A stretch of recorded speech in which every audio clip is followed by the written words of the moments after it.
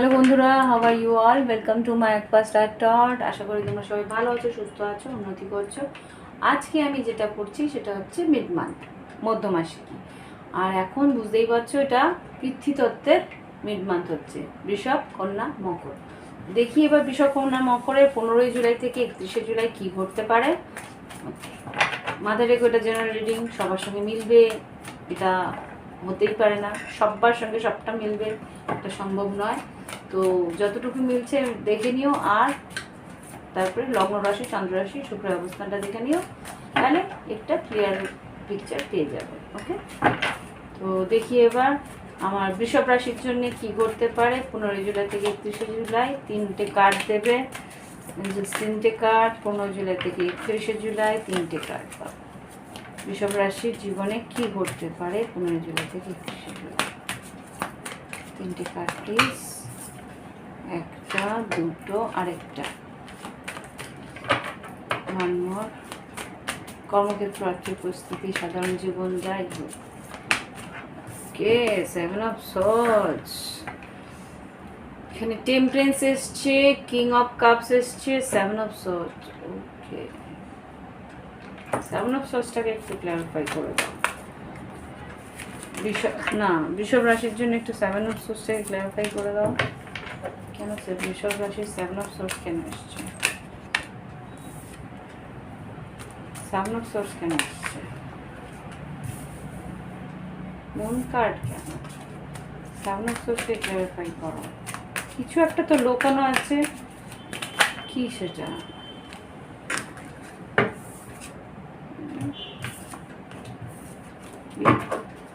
Please clarify 7 of source. টরাসের জন্য কি, বৃষভ রাশির জন্য কি কারণ? আচ্ছা,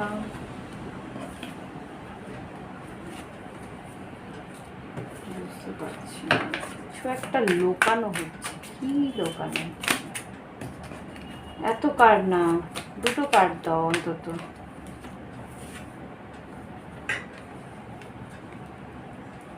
আচ্ছা ঠিক আছে।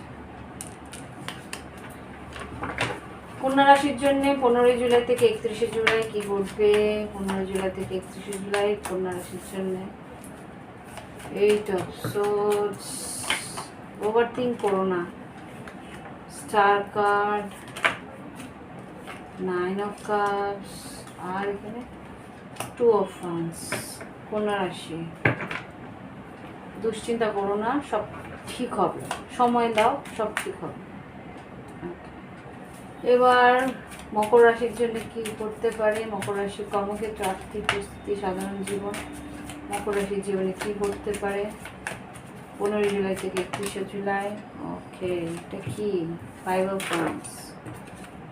আচ্ছা, কেউ মেষ রাশির সঙ্গে জড়িত? মকর, আরেকটা কার্ড মকর রাশির জীবনে। ওকে, কর্মক্ষেত্রে এটা। ওকে,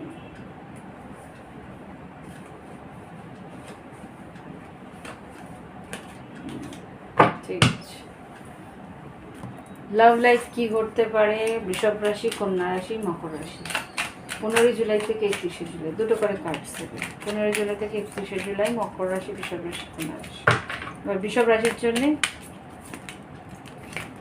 ওকে ওকে, এখানে চেঞ্জ আর গার্জিয়ান এঞ্জেলস। ওকে ওকে, এবার দেখি কন্যা রাশির জন্য লাভ লাইফে কি ঘটতে পারে। অ্যাবান্ডেন্স আর ট্রুথ। ওকে, কিছু সত্য তুমি জানতে পারবে। লাভ লাইফে মকর রাশি কি করতে পারে? ওকে, হ্যাঁ, ড্রিম। আচ্ছা, আর কি? ড্রিম আর লাভ লাইফে মকর রাশি 2024 জুলাই 15 তারিখ থেকে 31 তারিখ কি করতে পারে? Oh my god, oh my god, really? Please মকর রাশি, যদি তোমরা পারো তো প্লিজ তুলা রাশির রিডিংটা একটু দেখো। তুলা রাশির রিডিং, সেম দুটো কার্ড এই সেম দুটো কার্ড কিন্তু তুলা রাশির রিডিংয়েও বেরিয়েছে। যদি তোমার সঙ্গে তুলা রাশির কানেকশন থাকে বা তোমার রাশি, তোমার নেটাল চার্টে মানে তোমার পুষ্টিতে তুলা রাশিটা তোমার চার্টে একটা গুরুত্বপূর্ণ জায়গা থেকে থাকে, তাহলে প্লিজ একবার চেক করে নিও। কিছু মেজর ইম্পর্টেন্ট মেসেজ, একটা খবর তুমি কিন্তু তুলা রাশির রিডিংয়ে পেতে পারো। ওকে, সেম দুটো কার্ড লাভ লাইফে বেরিয়েছিল, সেম দুটো কার্ড তোমার সামনে কিন্তু আমরা শাফল করলাম। এতগুলো কার্ডের মধ্যে ওই দুটো কার্ডই বেরিয়েছে। আমি ড্রিমটা নিতে চাইছিলাম না, তবু আমি নিলাম। আমার কেন জানি মনে হচ্ছিল, ইনটিউশন বলছিল যে সেম কার্ডই বেরোবে, এটাই বেরিয়েছে। তো গাইডেন্স কি আসে দেখি। ঋষভকন্যা মকরের জন্য গাইডেন্স একটা কার্ডই দেবে 15 জুলাই থেকে 31 জুলাই। ওকে ওকে, ইনার পাওয়ার, জানি না, আমি দুটোই দিয়ে দিচ্ছি, দুটো পড়েছি যখন। ইনার পাওয়ার আর অফারিং। ওকে, অফারিং, আচ্ছা ঠিক আছে, বুঝলাম, কিছুটা তো বুঝলাম, বলতে দিই। সব বিষয়গুলো ক্লিয়ারলি বলতে পারলেই ভালো। সব অর্ধেক বলতে পারি, অর্ধেক কিরকম জানি কোথায় চলে যায়।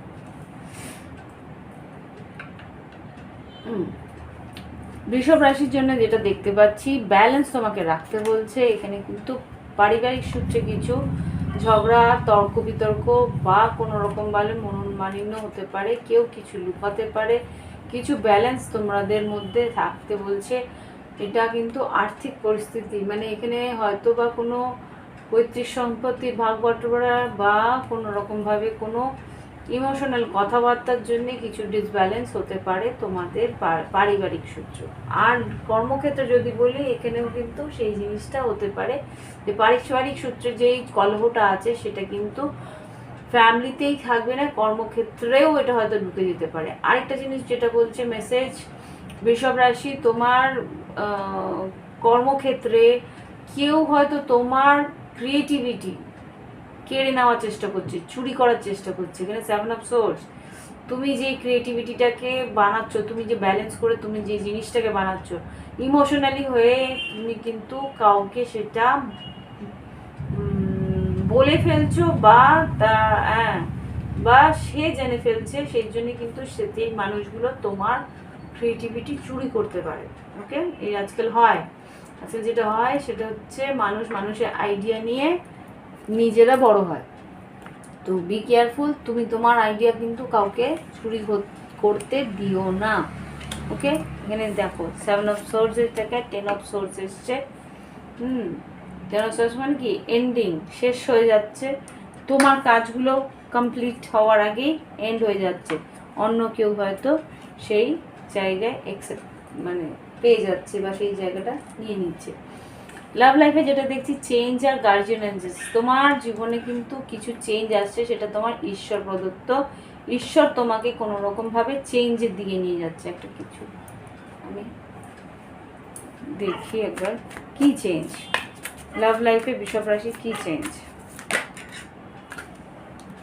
9 অফ ওয়ান্স, তুমি কিন্তু হার মানতে চাইছো না। 9 অফ ওয়ান্স আর পেজ অফ পেন্টিকেলস আর ডেথ কার্ড।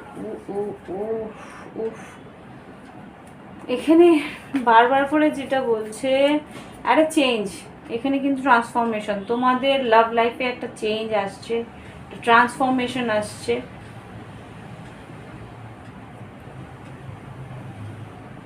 তুমি এটা ফাইট করার চেষ্টা করছো, বাট স্টিল সেটা আসছে। ওভার থিঙ্ক করো না, এখানে বারবার করে ওভার থিঙ্কিংয়ের কার্ড আসছে। ওভার থিঙ্কিং করো না, দুশ্চিন্তা করো না। কি হবে এটা এন্ড রেজাল্ট লাভ লাইফে বৃষভ রাশি? আই ডোন্ট নো, আমি ক্লিয়ারিফাই করি না, কিন্তু আজকে করছি। Page of pentacles, page of swords, তোমাদের কমিউনিকেশনের মধ্যে একটা গ্যাপ আসতে পারে। কমিউনিকেশন মানে যোগাযোগের একটা মানে যোগাযোগের একটা তারতম্য আসতে পারে বৃষভ রাশি লাভ লাইফে। আশা করি সবগুলো দেখতে পাচ্ছি। ওকে, এবার দেখি কন্যা রাশি। কন্যা রাশি এখানে কিন্তু 8 অফ সোর্স এসছে, এখানে এসছে স্টার কার্ড, এখানে এসছে 9 অফ কাপস। তোমার ইচ্ছে পূরণ হতে পারে। এখানে কুম্ভ রাশি এসছে, মেষ সিংহ ধনু রাশি, বৃশ্চিক মীন কর্কট এসছে। এখানে দুশ্চিন্তা করতে না বলছে, তুমি যে তোমার যেটা ইচ্ছে আছে সেই ইচ্ছেটা পূরণ হবে। ভালো করে শুনে নাও, তুমি ভাবছো যে তোমার ইচ্ছেগুলো পূরণ হচ্ছে না বা তোমার ইচ্ছেগুলো পূরণ করতে দিচ্ছে না, তোমার হাত পা বেঁধে রেখেছে, তোমাকে এগোতে দিচ্ছে না। এখানে যেটা দেখতে পাচ্ছ যে তুমি আপ্রাণ চেষ্টা করছো, যে হাত পা খুলে বেরিয়ে যাওয়ার চেষ্টা করছো, কিন্তু যেতে পারছো না। তোমার মনে হচ্ছে যে আমার ইচ্ছেগুলো আমি আর সম্পূর্ণ করতে পারবো, কিন্তু ঈশ্বর বলছে একটু সময় দাও, তাড়াহুড়ো করো না। এখানে কিন্তু যেটা একটা প্ল্যানেটারি পজিশন এসছে সেটা হচ্ছে জুপিটার, মানে বৃহস্পতি আর মার্সের সেকেন্ড হাউসে, মানে তোমার টরাসে বৃহস্পতি আর মঙ্গলের একটা কনজাংশন এসছে। সেই মঙ্গল তো খুব দ্রুত গতিতে চলে, তো সেইখানে গিয়ে কিন্তু বাধা প্রাপ্ত হচ্ছে। কেন? বৃহস্পতি কিন্তু ভীষণ স্লো প্ল্যানেট, সে কিন্তু তাড়াহুড়ো করলে সেই রেজাল্ট দিতে পারবে না। সেখানে সে গুরুদেব, আর তার কাছে শিষ্য এসছে, বলছে তাড়াতাড়ি তাড়াতাড়ি তাড়াতাড়ি কাজ দাও, তাড়াতাড়ি তাড়াতাড়ি চলো, তাড়াতাড়ি তাড়াতাড়ি শেষ করো। গুরুদেব বলবে কি, আস্তে শান্ত হয়ে বসো, আস্তে আস্তে ধীরে সুস্থে কাজ করো। একটা কোয়েশ্চেনকে বারবার করে পড়ো, ভালো করে বুঝে তার উত্তর দাও। তোমার সেই মানে অস্থিরতা কিন্তু মার্স নিতে পারছে না, মঙ্গল নিতে পারছে না, সেই একটা এনার্জি কিন্তু তুমি ফিল করবে। তো এঞ্জেলস বলছে হ্যাভ পেশেন্স, ডিভাইন টাইমিং, সময় মতো তোমার ইচ্ছে পূরণ হবে। ওকে, লাভ লাইফে যেটা দেখছি ট্রুথ আর অ্যাবেন্ডেন্স, সত্যের সম্মুখীন আসবে। আর অ্যাবেন্ডেন্স মানে তোমার মনে হবে যে তোমার পার্টনারের সঙ্গে তোমার সত্যি একটা কিছু রিয়েলাইজেশন হবে, যে তোমার পার্টনার যে তোমার উন্নতির রাস্তায় একটা মাইলস্টোন, সেটা কিন্তু তুমি ফিল করবে এই 15 দিনের মধ্যে। ওকে, হতে পারে কুম্ভ রাশি, হতে পারে বৃশ্চিক মীন কর্কট, এখানে সিংহ রাশি আমি দেখতে পাচ্ছি, এখানে মেষ সিংহ ধনু আমি বললাম। তো এবার আমি দেখব মকর রাশি। মকর রাশি এখানে মেষ রাশি এসছে, এখানে 5 অফ ওয়ান্স এসছে। কর্মক্ষেত্রে কিন্তু বেশ একটা তর্ক বিতর্ক, অশান্তি লাগার সম্ভাবনা আছে। বসের সঙ্গেও হয়তো তর্ক বিতর্ক, অশান্তি লাগার সম্ভাবনা আমি দেখতে পাচ্ছি।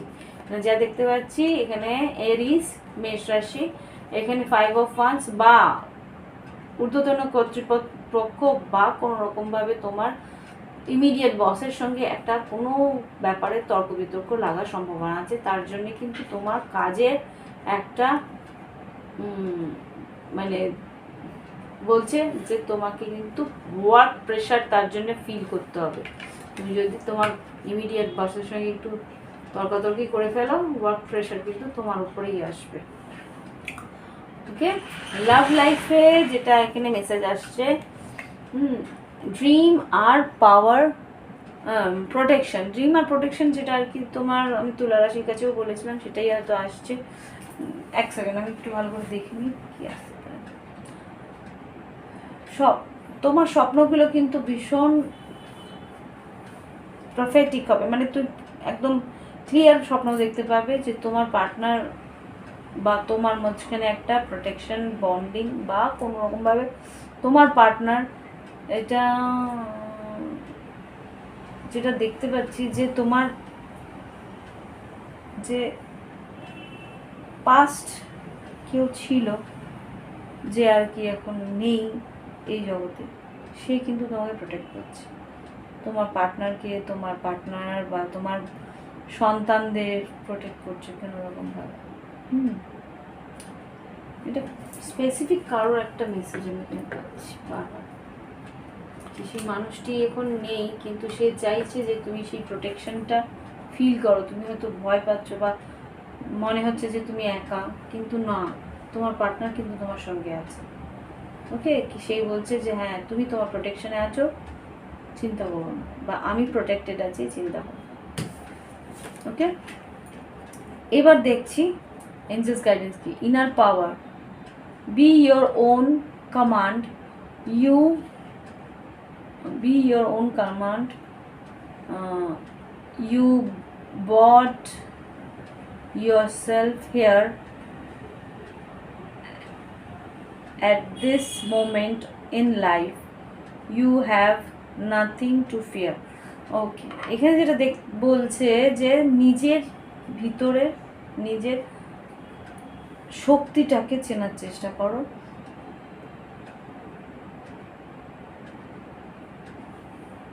ওকে, আর এখানে বলছে যে তুমি তোমার লাইফে তুমি নিজেই এই পরিস্থিতিতে তুমি নিজেকে এনেছো, তো এই মুহূর্তে তুমি নিজের লাইফ থেকে ভয় পেলে তো চলবে না, এখান থেকে তোমাকে বেরোতে হবে। তো সুতরাং এই ভয়টাকে ছেড়ে নিজের ভিতরে পাওয়ারটাকে ফিল করো। ওকে, যে তোমার ভিতরেও কিন্তু একটা উইল পাওয়ার আছে, সেই উইল পাওয়ারটাকে চেষ্টা করো, মনের নিজের ভিতরে যে মনের শক্তিটা, উইল পাওয়ার যেটা, সেটাকে শক্ত করে ধরে সেটাকে ভরসা করে এগো। ওকে, আরেকটা যেটা আছে offering, abundance lies in the heart that allows share more